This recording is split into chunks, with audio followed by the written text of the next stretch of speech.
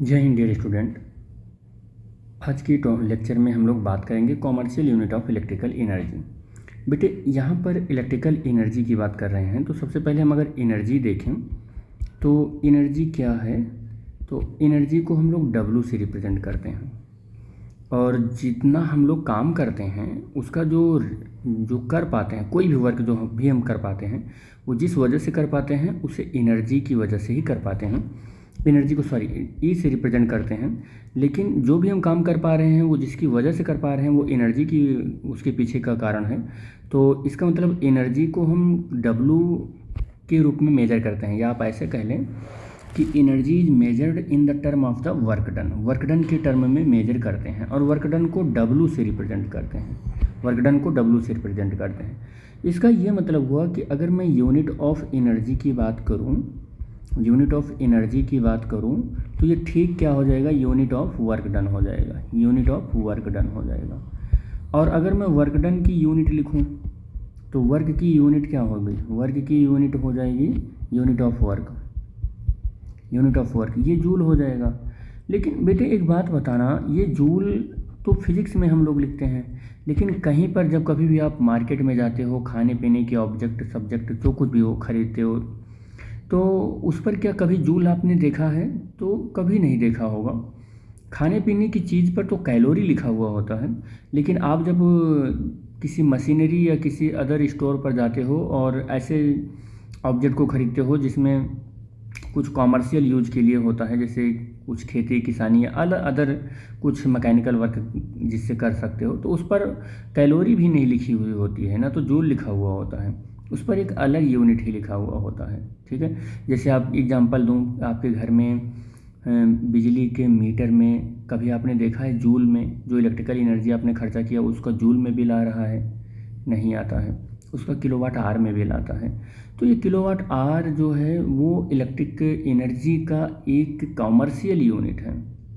ठीक है, तो ऐसे यूनिट हमको पढ़ना है जो मार्केट में कॉमर्शियल यानी बिजनेस पर्पज़ के लिए जनरेट किए गए हों, डेवलप किए गए हों।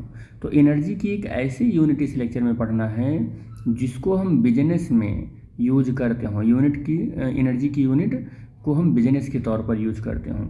तो हम यूनिट ऑफ वर्क डन की बात करें तो वो जूल होता है। अगर मैं यूनिट ऑफ पावर की बात करूँ तो यूनिट ऑफ पावर की बात करूँ तो इसका तो यूनिट क्या होता है, वाट होता है। और अगर मैं अब देखूं तो P इज इक्वल टू क्या होता है, W/T होता है। W इज इक्वल टू क्या होगा, P इंटू T हो जाएगा। और W यानी कि वर्क डन को हमने अभी शुरुआत में ही बताया कि वर्क डन जो है वो एनर्जी का मेजरमेंट है। तो अब मैं कहूँ कि अगर इलेक्ट्रिकल एनर्जी को मेजर करूँ तो P एक फिजिकल क्वांटिटी है जिसको यूनिट पावर होता है, और पावर को वाट में हम रिप्रेजेंट करते हैं यानी यूनिट है, और ये टाइम है तो टाइम की यूनिट सेकंड होती है। तो हम ऐसा कह सकते हैं कि यूनिट ऑफ एनर्जी या वर्क डन जो है यहाँ पर वो उसकी एक यूनिट वाट इंटू सेकेंड भी हो रही है। क्या हो रहा है, वाट इंटू सेकेंड भी हो रहा है। यानी कि 1 joule is equal to 1 watt upon second भी हम वाट इंटू सेकेंड भी हम लिख सकते हैं। 1 joule is equal to 1 watt into second भी हम लिख सकते हैं। अब हमको अगर इलेक्ट्रिकल एनर्जी मेजर करना है, और वो इलेक्ट्रिकल एनर्जी अगर हमको मेजर करना है तो अगर इसको पहले शॉर्ट में लिख लें तो हम बताते हैं। 1 वाट को W से रिप्रेजेंट करते हैं और सेकंड को हम लोग S से रिप्रेजेंट करते हैं। और इससे बड़ी यूनिट अगर हमको मेजर करनी है, इससे भी बड़ी यूनिट हमको मेजर करनी है, तो हम क्या कर सकते हैं, हम इसी वाट और सेकंड को इससे बड़ा अगर हम लिखना चाह रहे हैं तो 1 वाट इंटू आर भी लिख सकते हैं, WH। आपने देखा होगा बुक वगैरह में WH 1 हटा दो, अब 1 हटा दो क्योंकि हमने बड़ी यूनिट पर हम चल रहे हैं, बिगर यूनिट पर हम चल रहे हैं। तो वाट स्मॉल h वाट आर ये हमारा होता है। ठीक है, ये होता है। इससे भी बड़ी यूनिट पर अगर हम चलें तो किलो वाट आर होता है। इससे भी बड़ी यूनिट एक बार चलें तो किलोवाट आर होता है। और यही commercial unit of electrical energy है। यही क्या है, commercial unit of electrical energy है, commercial unit of electrical energy है, इलेक्ट्रिकल एनर्जी है। आई होप ये सब समझ में आ रहा होगा कि हम यहाँ से बड़ी यूनिट पर चले, जैसे जैसे क्या है, जूल है, जूल को हम वाट सेकंड लिखते हैं। इससे बड़ी यूनिट पर आए तो वाट आर मिल गया, उससे बड़ी यूनिट पर आए तो किलो वाट आर मिल गया। तो बड़ी यूनिट पर हम चल रहे हैं, तो बड़ी यूनिट यही है। वाट आर को डिफाइंड कैसे कर सकते हो आप, कैसे डिफाइंड कर सकते हो वाट आर?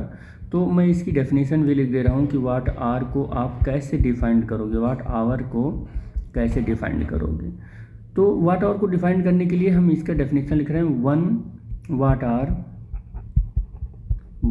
आर, और वाट आर को कैपिटल डब्ल्यू और स्मॉल एच ऐसे लिख लेना आप। और is the electrical energy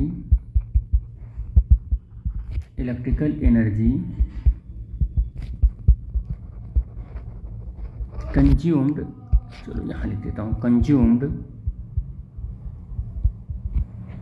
by N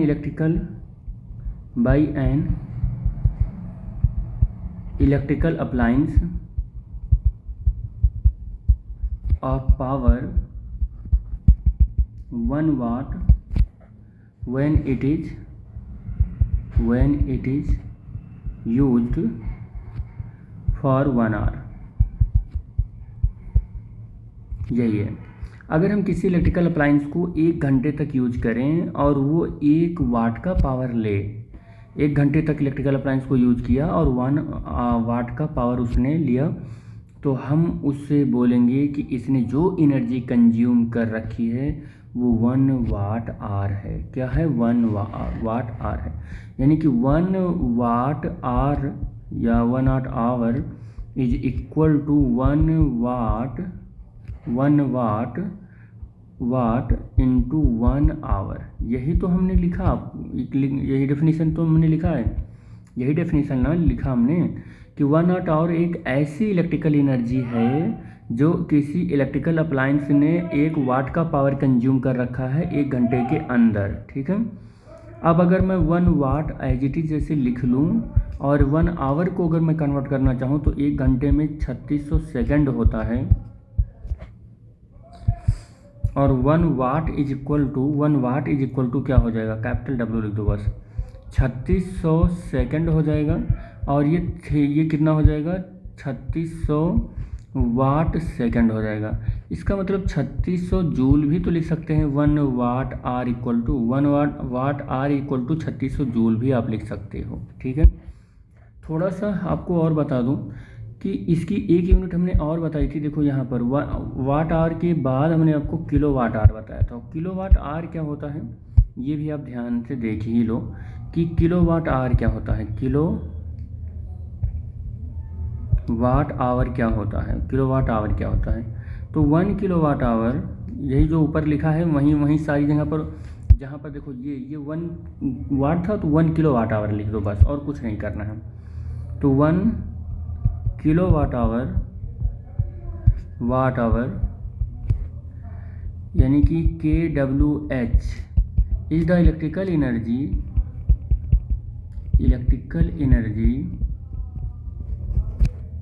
consumed by an electrical appliance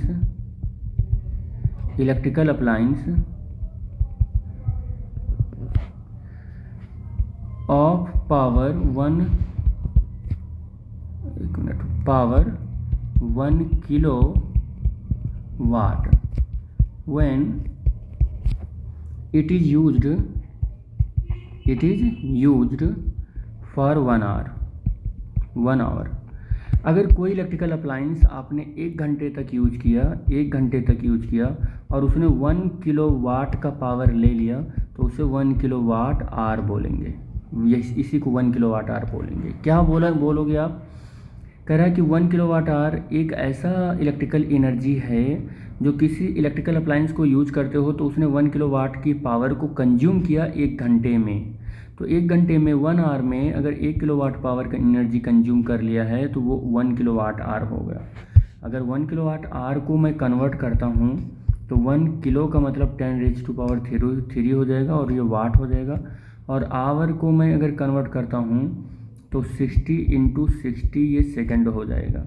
इसका मतलब 3600 और इंटू 10⁻³ वाट सेकंड, और 3.6 और 10⁻⁴ ये 6 हो जाएगा। वाट सेकंड को हम जूल लिख सकते हैं 1 किलोवाट आवर कितना हो जाएगा,